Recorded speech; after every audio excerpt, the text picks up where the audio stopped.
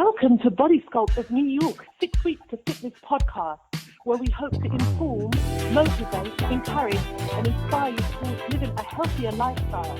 And now, here's your host, the president of Body Sculpt of New York, Vince Ferguson. Hi, I'm Vince Ferguson. Welcome to 6 Weeks of Fitness, episode 193.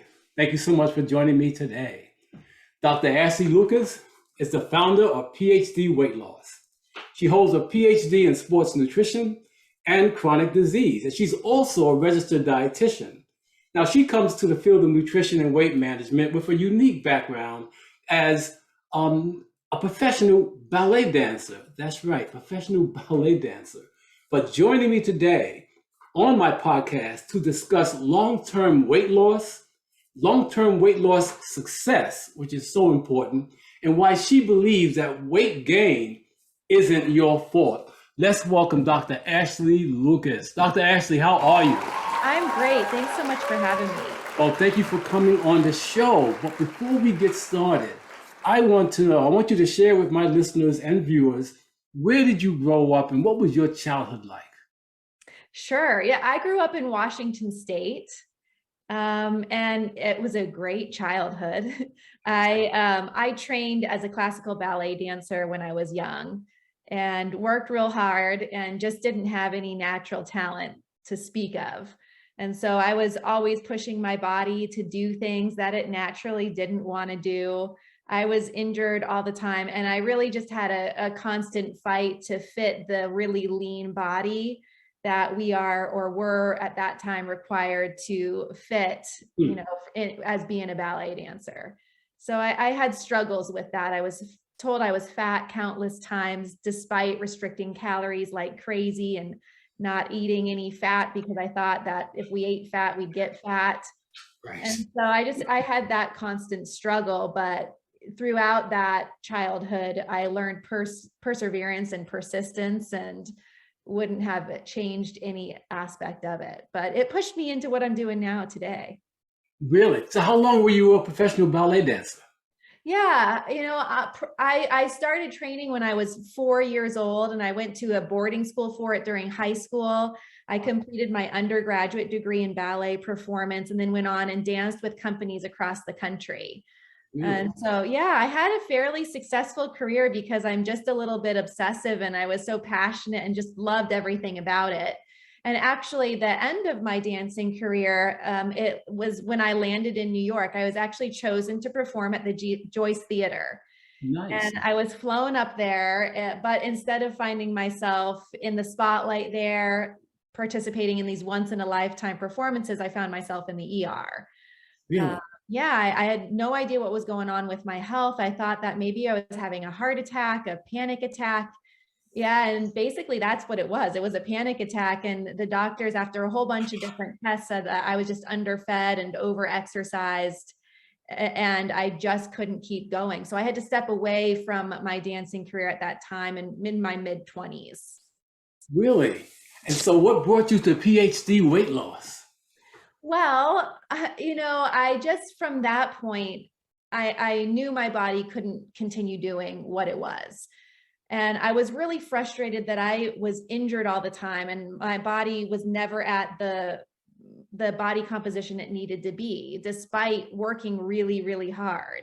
And so I decided, I understood how significantly nutrition impacted my own sport performance. So that pushed me into just learning more about nutrition. And I went on and earned my PhD in sports nutrition and chronic disease. And I studied exactly that. I wanted to understand what happens to our metabolism when we chronically undereat. When we're always dieting, what happens there? And how do we achieve optimal body composition? How do we drop weight? How do we reduce body fat without causing harm metabolically? So I studied that. And then I think most importantly, what I looked at is mentally and emotionally, from the habits and behaviors that we have, how do we create sustainable change? So we don't just drop weight quickly and ruin our metabolism and then have it all come back. Yes. So that's really what I focused on. And after that, I taught at The Ohio State University, but there realized. The Ohio State. Ohio, that's right. I realized that I just am very impatient and I need to see dramatic change in people, probably like you. We're probably pretty similar in that respect. And so I went back to school again to become a registered dietitian. I wanted to be this true expert in the field of weight management, and I felt that that was what it needed to take. But there I was filled with all of this same information. I was told, well, people just need to eat less. They need to move more. It's all a calories in, calories out kind of equation. And people just need to have more discipline and eat everything in moderation and avoid fat and eat 6 to 11 servings of grain a day. And it didn't make sense to me. And so I took what I learned there and flipped it all upside down. Pretty much everything that I was taught, I questioned. And from the answers that I found from more research and the research in my doctoral work, I created PhD weight loss. So we have 5 brick and mortar locations, but we also have an amazing nationwide at-home program where we are serving thousands of people all across the country, no matter where they live, in a really unique approach that challenges the standard ways of thinking when it comes to nutrition and weight loss. So that is my story of kind of how I've come to this point in helping people just reverse obesity and obesity related health conditions. And I'm more passionate about this than I was when I was dancing. So I'm so glad that I've found purpose and passion within myself. Oh, yeah, I'm sure. And I'm sure quite a few other people are happy that you found purpose. Yeah, maybe. I hope so. Exactly. How long have you been doing this now? Oh, probably about 12 years. About 12 years. Yes. Wow. Because I've been to your website and I've seen hundreds, I'm not sure if it's hundreds, but I've seen quite a few testimonials. Yes. People thanking you. Say again? I said we have hundreds of testimonials. You do have hundreds. That is amazing. That's amazing. Okay? Because we're overwhelmed right now with information about diet and exercise. Right. And so much thought, so much is given, so much information is out there. It's like information overload, right? Mm-hmm. Right. So what makes your company different from other companies that's out there with this information? Yeah, I mean, we just streamline it all and we don't listen to the conventional wisdom. We create mostly a metabolic shift in the body. So we teach the body how to burn fat for fuel. And it doesn't require you to be keto or very low carb or Atkins or paleo or vegan. But what we do is we really take this unique approach where we can guide you on what your unique body needs, on how much to eat, when, what, and just create a really clear, customized meal plan to support that aspect and create a metabolic shift from within so it feels good and you don't have hunger or cravings, and we can break that sugar addiction without any withdrawal symptoms. So there's no cookie cutter approach here. No, it's going to be customized to each person. But you believe in a low carb diet, basically. Yeah, I mean, I believe that we all have a unique tolerance level of how many carbohydrates we can consume. Mm-hmm. Everybody's different. What I can tolerate is probably much different than what you can tolerate. My husband and I were on a different paradigm as well from what we can tolerate. He comes from a family of morbid obesity. And in order for him to maintain his optimal level of health, he's pretty low carb. For me, I can tolerate a little bit more. I've got to be aware. But I now exercise much less. Probably I need to do more. You could help me with that, but I exercise much less, and my body fat is leaner than it ever was when I was dancing because of the shift in how I eat now. Really amazing. And you've seen with what you're seeing through your research, you've been able to reduce chronic obesity, chronic illnesses. Basically, you've seen a lot of that happen. So much. And it's not from the weight loss necessarily, it's from how we're eating and creating this shift in the body. I mean, we have a client who comes to mind, John, and he started with us, had about 50 pounds to drop, but was on 90 units of insulin a day, type 2 diabetic. Like that's a pretty intense. Yes. Within a week, he had to drop his insulin needs in half. Within 3 weeks, he was on about 6 units of insulin a day. And now he's dropped to the 50 pounds and he's no longer diabetic. So, a lot of these conditions we're told they're chronic, you're just going to have to medicate to continue dealing with diabetes. And that's not true. It doesn't have to be progressive. You can put it into remission. And I like to use the word remission. Okay. Because if you go to back to the old habits and behaviors that got you there in the first place, it's going to come back. It's not that we've cured it, but we put it into remission. And if we can maintain the weight loss and these habits and this lifestyle, then it never needs to come back. Because I know you believe that weight gain is not our fault necessarily. Yeah, right. So what do you base that on? A few things. So the first thing is, so the belly fat. We know, yeah, that's right. we all like to let go of is active. These fat cells in the belly, they're different than the fat throughout the rest of the body. They get in there, they pack in tight into your organs and around the organs. It squeezes the organs. And in time, this belly fat mass becomes almost like a tumor. It grows its own blood vessels and it secretes its own hormones. And I want you to think that this fat mass in your belly is hungry. It has demands and urges and cravings and addiction. Like it has a mind of its own. And all it wants to do is get fatter as fast as possible. Yes. So the more belly fat that you have, the more hunger and more cravings and more addiction to food you have. The slower the metabolism you have. So you really don't have to eat that much and you'll witness continued weight gain. I talk to women all the time who say, gosh, I just really don't eat that much, or I eat really healthy, but no matter what, I'm still putting on the pounds. Maybe I exercise a lot, but I'm still, 30, 50 pounds more than I want to be or need to be. And so that's not your fault. It's all driven by this fat mass that's in there that just wants to grow. It makes you hungry. It makes you lazy because the last thing it wants you to do is go expend a ton of energy. So yeah, it has nothing to do with willpower or your personality. It's all just driven by this thing that just wants to grow. It secretes, in men, it secretes this hormone called aromatase, which takes your testosterone and converts it into estrogen. So if you're carrying belly fat and you're a guy, you're going to have much lower T and higher estrogen. And you're going to find that your fat deposits are primarily in the chest, the throat, and the face area. Yes. And you're going to be at real high risk of high blood pressure and sleep apnea. So it secretes this hormone called interleukin 6, which is a really inflammatory hormone. Okay. And what's really interesting is that has come to light with all of this COVID-19 situation. And so we know that individuals who are overweight and specifically obese are at a real high risk of suffering from severe COVID-19. And the reason why is because of interleukin 6. What happens when we have COVID-19, and some of us have the cytokine storm that we've heard of on the news. Yes. And what's happening is these cytokines are releasing interleukin 6.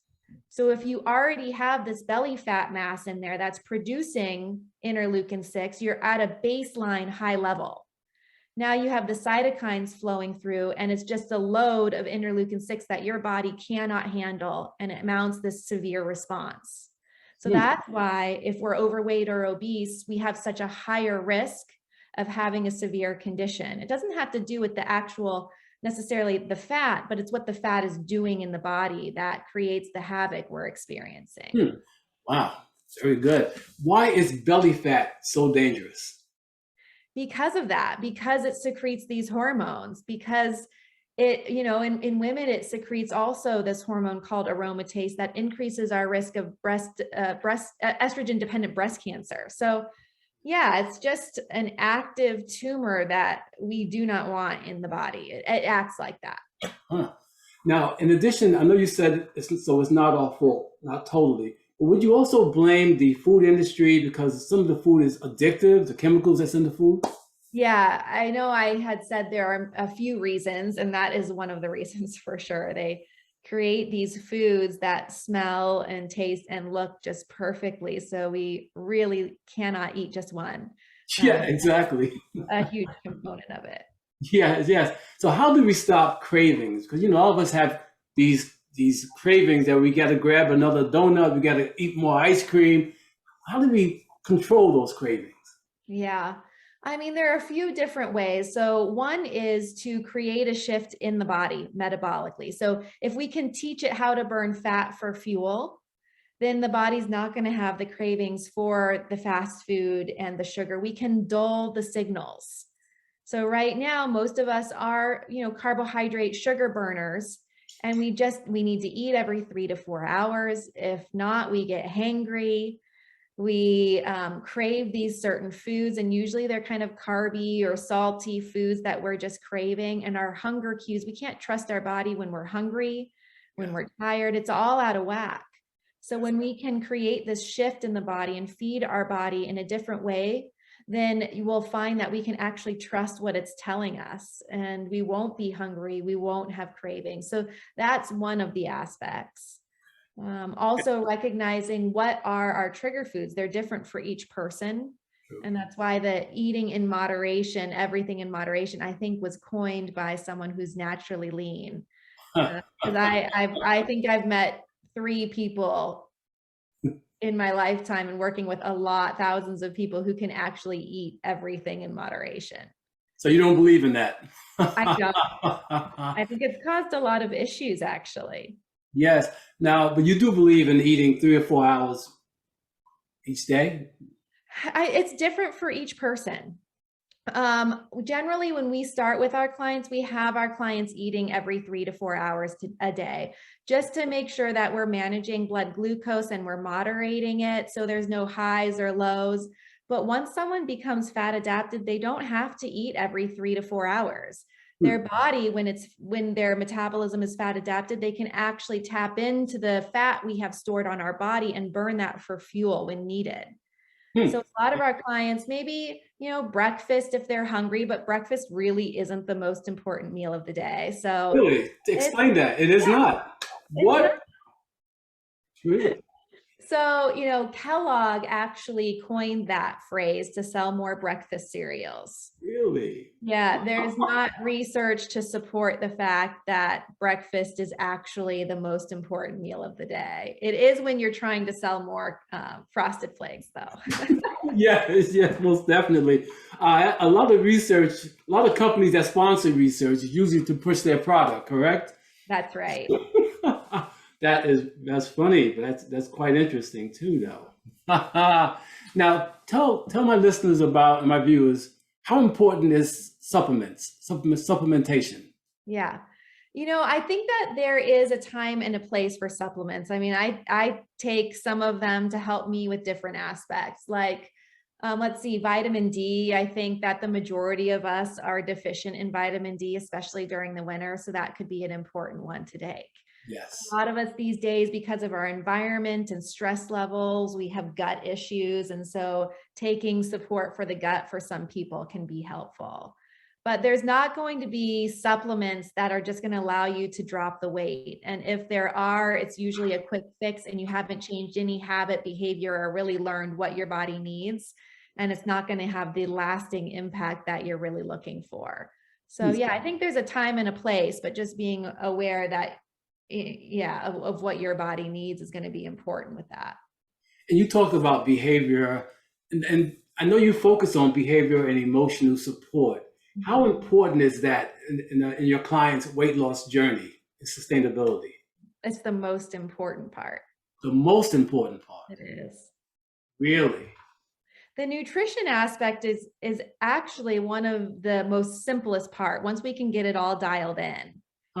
But 80% of any big change comes from the mind, and dropping weight and maintaining it is definitely categorized as such. So yeah, the majority of this journey comes from the mind, the mental, emotional habits, behaviors. So with our clients, they're coming in, or we're helping them over the phone or by video every week with one-on-one coaching, support, and accountability, where we talk about those things. What habits and behaviors do we need to shift? What are those sabotaging thoughts that keep coming up, and how do we respond to them in a different way? How do we change our stories? Oftentimes I'll sit with clients and they'll say, I'm never going to get to 160, or I'm stuck here at 160. Well, that's just a story. And if they talk to themselves with those words, then that's going to become their reality. So we're constantly shifting and moving that and creating new neural pathways in the brain so we can actually sustain a new body and a new mind. Hmm. Wow, that's awesome. Sounds like a lot of psychology going on in here too, Yeah, correct? it is.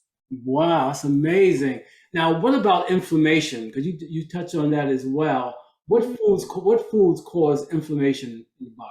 So in general, when we eat above our carbohydrate tolerance level, and it really doesn't matter where that comes from, it Hmm. could be a sweet potato, it could be rice, it could be pasta, it could be gummy bears. It doesn't matter where the carbohydrate really comes from. If we're eating too much of it for our unique body, then we're going to secrete a hormone called insulin.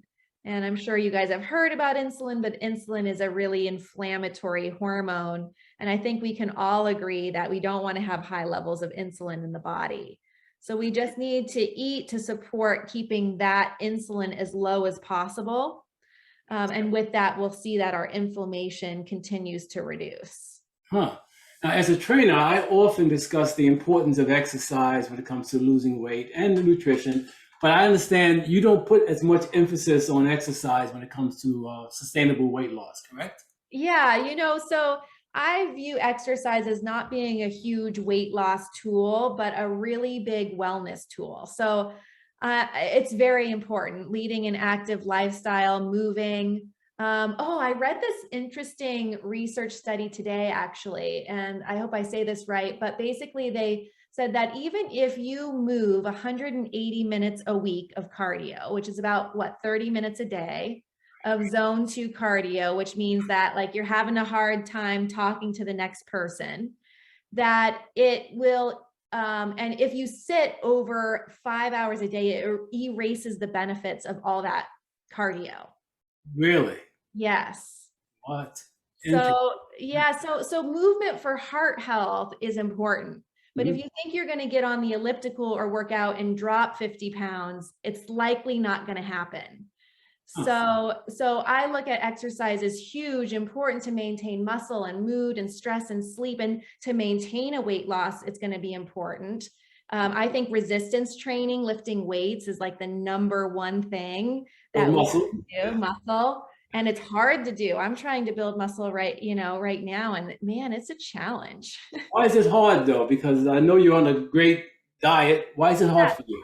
I mean, I think genetics have a lot to do with it. Some people are going to build muscle easier. I think hormones also have a lot to do with it. Mhm. And it just takes overload and someone knowing what they're doing to help you. So same thing, I think that weight loss, it just takes accountability and support and outside knowledge. And same thing with building muscle. It's helpful to have someone by your side to tell you what to do and how to time collapse, so you're not wasting so much time in the gym or trying all these different diets on your own and it just not working when you could just get help and make it happen.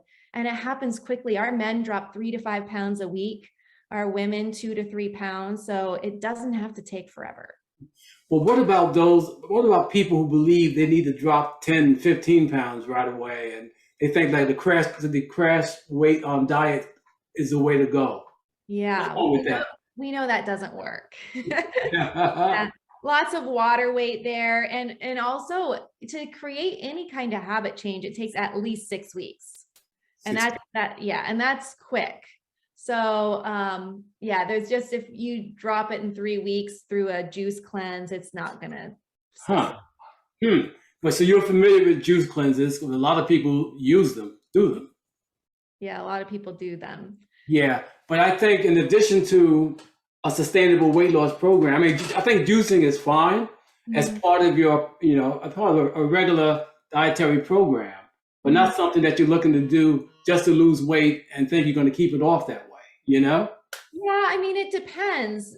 Juicing, I actually prefer a smoothie if you're going to do that, because if you think, let's say you juice apple, and how much apple are you going to have to squeeze down in there? And all that's left is the sugar. It took out all the fiber, a lot of the nutrients with it. So you're left with a cup of sugar, really. So you're much better off just eating the apple whole if you want it, because that fiber is going to slow the insulin response. Or if you juice a whole bunch of green stuff, it's still just the sugar that's left with some vitamins and minerals in there, but you're much better off eating the salad so you can actually feel full and delay the response of insulin and glucose. So yeah, juicing is kind of tricky.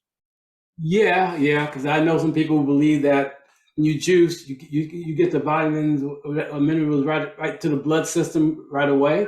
So that's one school of thought. Right. But I agree with you as well. I believe in the best of both worlds. I juice and I do smoothies. Right. Right? So that's my school of thought anyway. That's good. Now, how long are your sessions with your clients? Are they hourly sessions? No, we have availability for our clients to connect with us as often as they need throughout the week. So it's really whatever they need. But most often, I don't find that long sessions talking about things and circling back and forth is really effective. We're very effective and efficient and to the point. So we give our clients, 3 things that they can focus on each week to actually take and implement. Come back, and then we add 3 more on top of that. So we're really all about us is baby steps, bite-sized pieces, so that it's not overwhelming.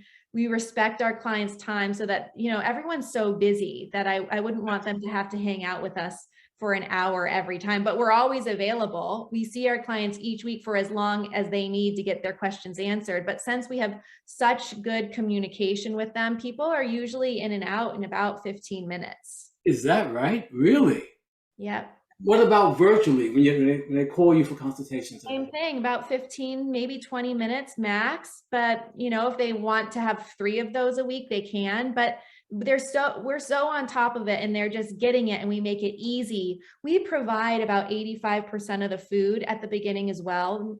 So no cost associated with the food. And for our nationwide clients, we ship it for free. Everything's covered. And it covers breakfast, most of lunch, and snacks. And dinner is always, or at least one meal, usually it's dinner, is going to be the client's responsibility so that they learn one meal at a time.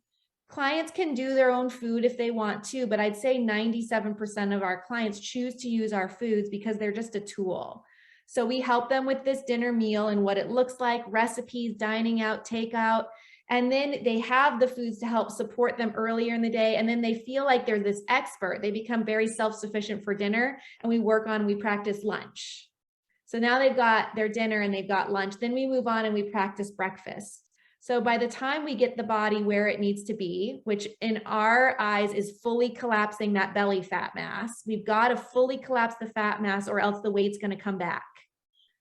Right? It's like shaving the top off of the weed if you lose 30 pounds of the 60-pound fat mass.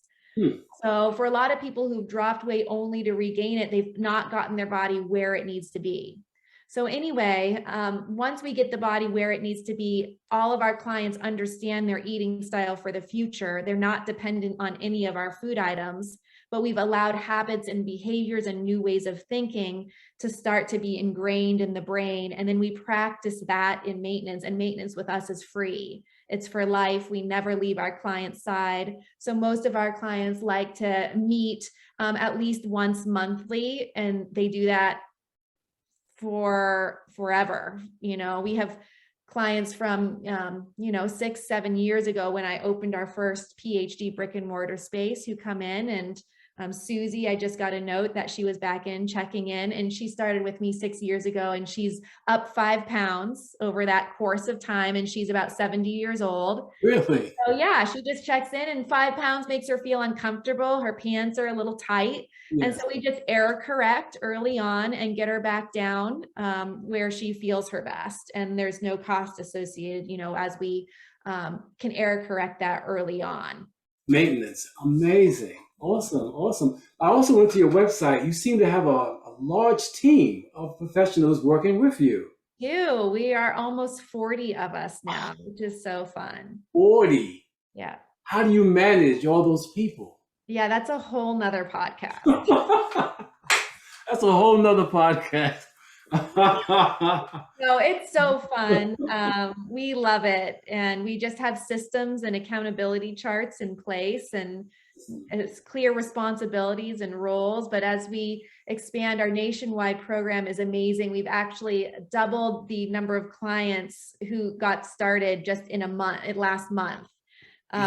Yes. And so our schedule is just filling up for nationwide clients, which I just love. Yes, amazing. But it's only one of you, so it's not easy. You know what I'm saying. So you have to have systems in place. Yes, definitely. Has the pandemic affected your business in a positive, beyond the fact that it was rough on people, but business-wise, has it been a blessing for you? I know that we are so busy now, but we have always been very busy. Always been. Yeah. So I do know and believe in my heart that we are, and what you do, we are on the forefront of all of this. Yes. The only thing that we can slightly control right now, I feel like, is our health. Yes. The only thing we can do to make sure that we are strong enough to overcome whatever comes our way is to get healthy. Yes. And so I think that people are understanding that and maybe taking more responsibility for their own health, because the only person who can change it is you. Yes. And I think people will have maybe a negative outcome to COVID and then be like, oh my gosh, my health does matter. Most definitely. And then decide to make a change. Or the best way would be if they realize that, if we can realize it before something happens. Yes, yes. Be proactive rather than reactive. That is definitely ideal. Definitely. Wow. I just think that you guys are doing an amazing job. But before I let you go, I know you have a book, and talk about that. And I know it's accessible to people. I really want to talk about that book.